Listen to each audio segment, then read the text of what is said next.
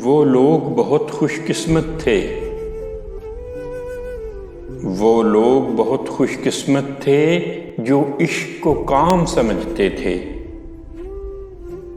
या काम से आशिकी करते थे।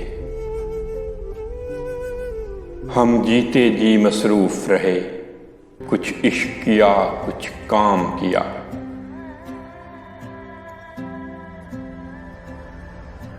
हम जीते जी मसरूफ रहे, कुछ इश्क किया कुछ काम किया। काम इश्क के आड़े आता रहा और इश्क से काम उलझता रहा।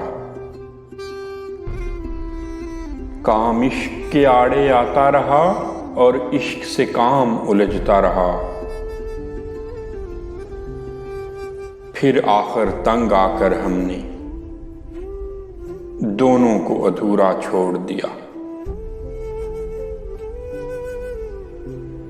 वो लोग बहुत खुशकिस्मत थे जो इश्क को काम समझते थे।